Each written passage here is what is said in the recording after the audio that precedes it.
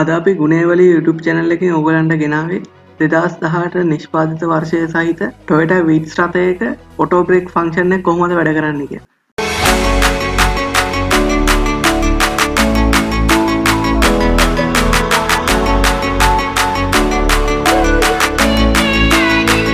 අපි මුලින්ම බලමු මොකද්ද මේ Vitz එකට ඇවිල්ලා තියෙන auto brake function එක කියලා. Vitz එකට ඇවිල්ලා තියෙන්නේ PCS කියන වර්ගයේ auto brake function එකක්. PCS කියන එකේ තේරුම pre collision system කියන එක. මේකෙන් වාහනයට පුළුවන් රියදුරා අනතුරක් දැක හෝ බාධකයක් දැක තිරිංග නොයදුවත් වාහනේ නවත්වා ගැනීමේ හැකියාවක් තියෙනවා මෙන්න මේ PCS කියන සිස්ටම් එකට.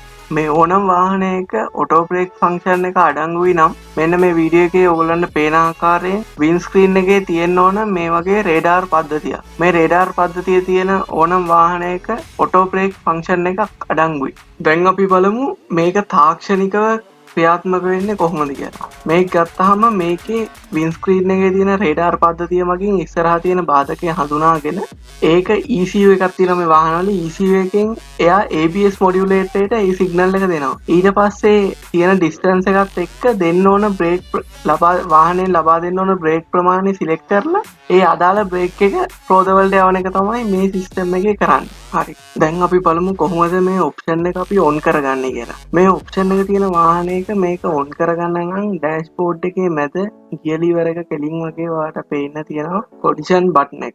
මේ pre collision system එක off තත්ත්වේ නම් තිබ්බේ මේ button එක එකපාරක් on කරාම ඒක on වෙනවා. on වුණාම ඒක පෙන්නනවා අපිට dashboard එකේ collision indicator එක තියෙනවා. collision indicator on කියන එක පෙන්නනවා. එතකොට ඊළඟට අපිට පෙන්වන්න දෙයක් තමයි meter board එකේ තියෙනවා display එකක්. meter board එකේ display එකේ ඕක on වුණයින් පස්සේ ඒකේ පෙන්නනවා display කරනවා PCS කියලා level එකක්.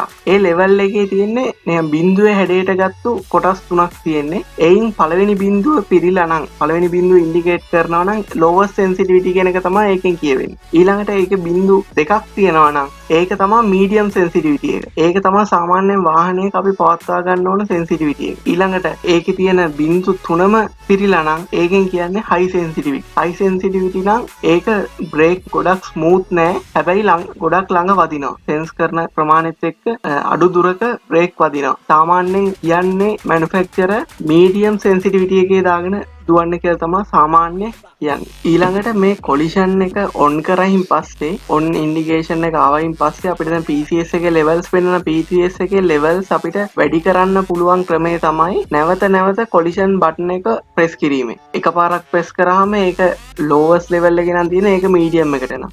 ඊට දෙපාරක් press කරොත් medium එකේ තියෙන එක high එකට යනවා. ඊට පස්සේ තව පාරක් press කරොත් ආයේ high එකේ තියෙන එක lowest level එකට එනවා. ඒ විදිහට ඒක adjust වෙනවා. ඔයාට දැන් මේ collision එක off කරන්න ඕන නම් ඔයාට කරන්න තියෙන්නේ මේ button එක ටික වෙලාවක් ඔබාගෙන ඉන්න. ඒ ඔබාගෙන හිටියාම මේක automatically off වෙනවා. එතකොට indicate කරනවා ආයේ meter board එකේ collision off වෙනම indicate එකක් තියෙනවා.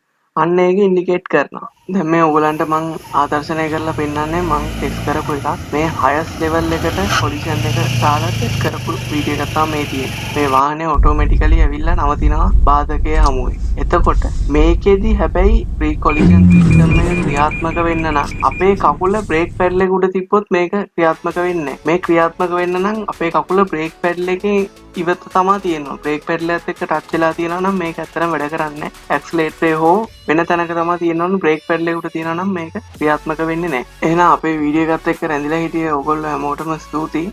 ඔයගලන්ට මේ වාහනය ගැන තවත් දේවල් දැනගන්න තියෙනවා නම් ඒවා comment section එකේ comment කරන්න. මම ඒවා සලකා බලලා ඉදිරි වීඩියෝ වලින් ඒවා ගෙනෙන්න බලාපොරොත්තු වෙනවා. ඊට අමතරව මේ වගේ තවත් වීඩියෝස් ඔයගොල්ලන්ට බලා ගන්න ඕන නම් අපේ ගුණේවලී YouTube channel එක subscribe කරන්න. subscribe button එක එහා පැත්තේ තියෙන bell icon එක click කරන්නත් අමතක කරන්න එපා.